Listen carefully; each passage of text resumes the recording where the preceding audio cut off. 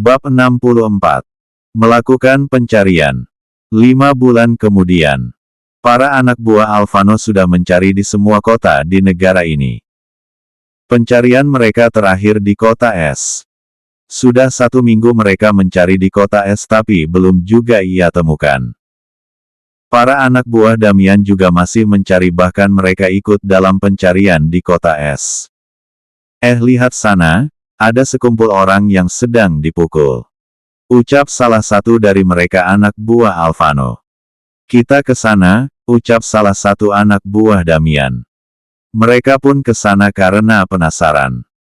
Setelah sampai mereka melihat ada pria yang sedang dipukul, mukanya merah dan membiru dan ada darah keluar dari sudut bibirnya. Ada apa ini?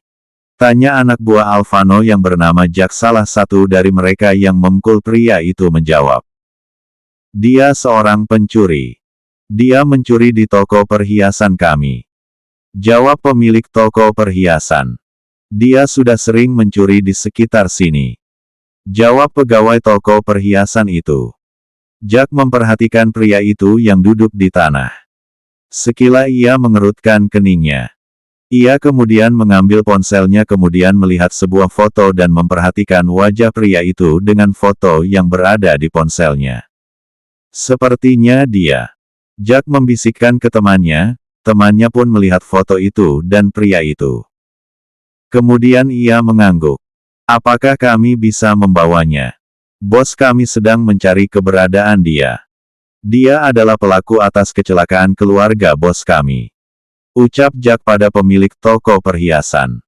Bawa saja, dia itu menyusahkan di kota ini. Masukkan saja dia di penjara, ucap pemilik toko perhiasan. Dan Jack mengangguk. Bawa dia, ucap Jack. Hei, lepaskan, ucap pria itu. Mereka lalu membawa pria itu. Awalnya pria itu menolak dan mengamuk tapi salah satu anak buah Alvano memukul tengkuknya dan pria itu pingsan. Setelah di dalam mobil, Jack menelpon Alvano. Nada tersambung. Tuan, kami sudah mendapatkan pria itu. Ucap Jack. Bawa cepat ke kota A. Ucap Alvano. Baik tuan, balas Jack. Alvano yang mendapat telepon dari anak buahnya langsung menelpon Damian. Pria itu sudah ditemukan, ucap Alvano. Ya, anak buahku juga mengabariku. Ucap Damian. Baguslah, ketika mereka sampai bawalah cepat pria itu ke markas, jangan sampai Farhan mengetahuinya. Ucap Alvano. Ya, jawab Damian. Kemudian sambungan telepon terputus. Selama 5 bulan ini, hubungan Alvano dan Kirana masih sama saja, tidak ada yang berubah. Alvano sampai sekarang masih selalu datang di tengah malam ketika Kirana sudah tidur.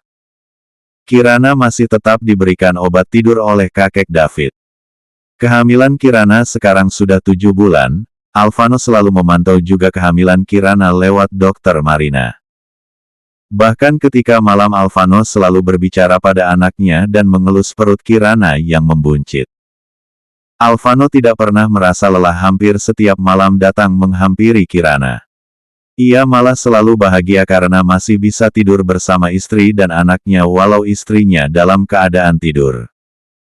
Bahkan Alvano juga bercinta dengan Kirana yang sedang tidur.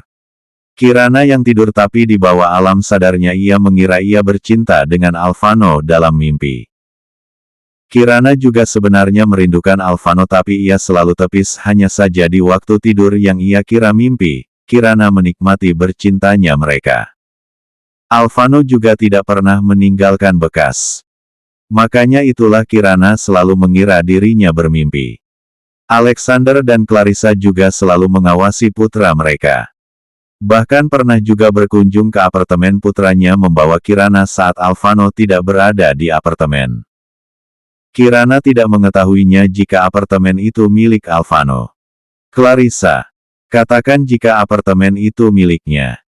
Sedangkan Kirana selama 5 bulan ini, ia selalu fokus dengan pekerjaannya dan kandungannya.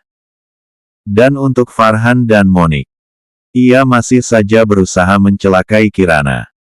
Tapi mereka tidak pernah berhasil, begitupun dengan Adelia, Jika Adelia dan Kirana bertemu, Adelia selalu saja yang sebenarnya ingin melukai Kirana, malah dia yang terluka. Kirana sendiri belum ingin bertindak. Dia menunggu pria yang disuruh cari ditemukan terlebih dulu. Agar jalannya untuk memasukkan Farhan dan Monik dalam penjara berjalan mulus. Satu fakta yang disembunyikan Kirana, dan tidak ada yang mengetahuinya. Kirana mengandung anak kembar berjenis kelamin laki-laki dan satunya belum diketahui. Kirana meminta Dokter Marina menyembunyikan jika ia mengandung anak kembar. Dan Dokter Marina menyetujuinya. Setiap Alvano bertanya pada Dokter Marina ketika Kirana pulang dari cek kandungan, Dokter Marina tidak mengatakan jika anaknya kembar. Hanya itu saja, ia tidak bisa mengebarkan berita itu. Biarlah itu menjadi kejutan bagi Alvano jika sewaktu mengetahuinya. Der. Ponsel Kirana berdering di atas meja.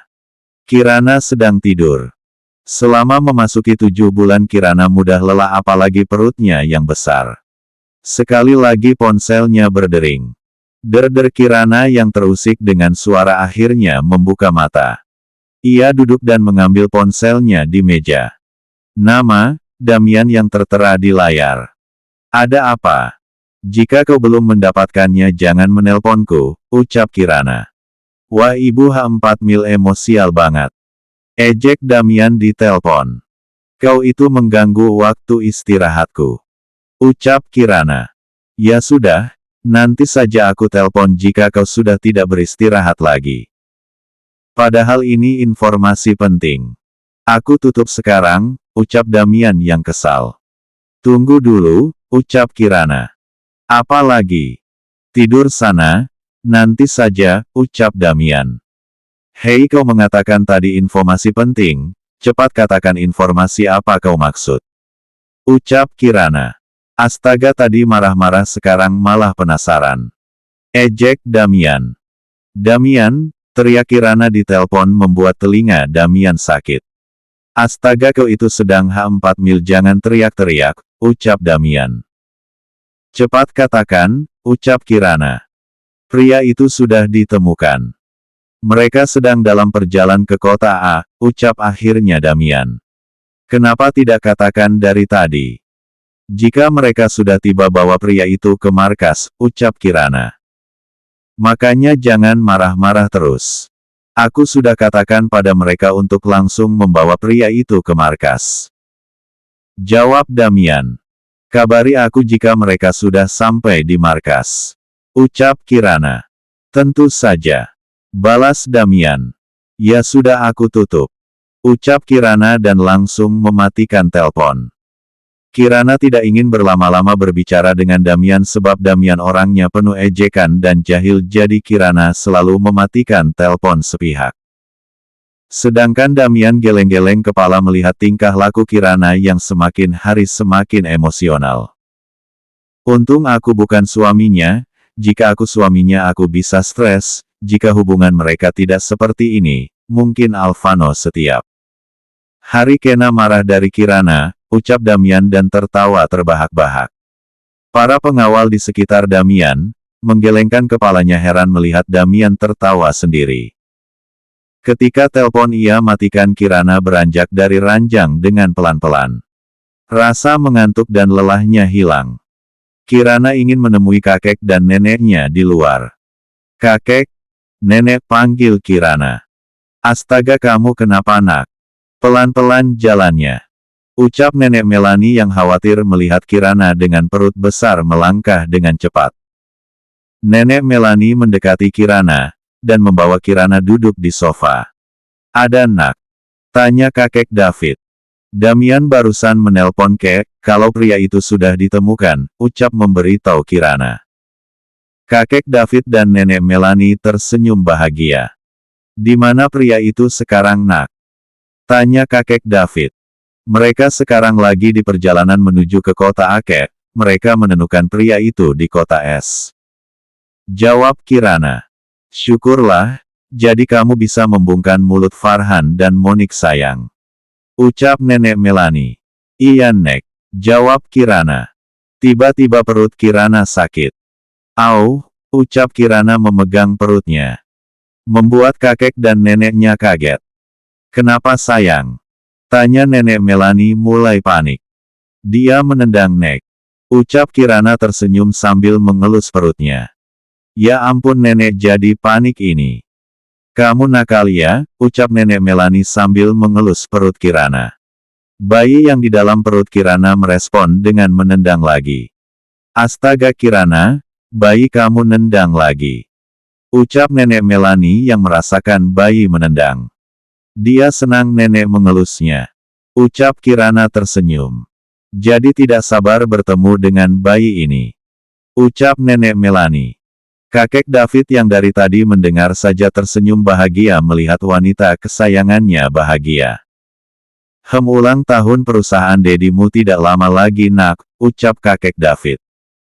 Iya kek aku tahu, tapi aku mau lihat apa ada rencana yang dibuat Farhan dan Monik. Ucap Kirana. Aku berencana ingin membongkar kejahatan mereka pada saat ulang tahun perusahaan Dedi Kek, lanjut Kirana. Kakek akan mendukungmu nak, ucap kakek David. Tapi kau harus hati-hati ya, karena kau sedang hamil besar. Lanjutnya. Iya sayang, perut kamu ini seperti dua bayi. Celetuk nenek Melani. Membuat Kirana kaget. Ya memang dua bayi Nek. Kirana hanya diam. Bukan karena tidak ingin memberitahu tapi Kirana ingin memberikan kejutan. Dan mengenai Alvano. Kirana berpikir mungkin Alvano sudah bahagia. Karena selama terakhir Alvano datang ke apartemennya dan ia mengusir Alvano. Tidak pernah lagi ada kabar tentang Alvano datang ingin menemuinya dan mungkin saja Alvano juga sudah menandatangani surat cerai itu. Apalagi datang hanya ingin bertanya tentang anaknya. Tapi Alvano sama sekali tidak pernah muncul. Kirana sudah ikhlas. Anak-anak, maafkan Momi ya nak saat kalian nanti lahir tidak ada Dedi di samping kalian. Ucap Kirana dalam hati sambil mengelus perutnya.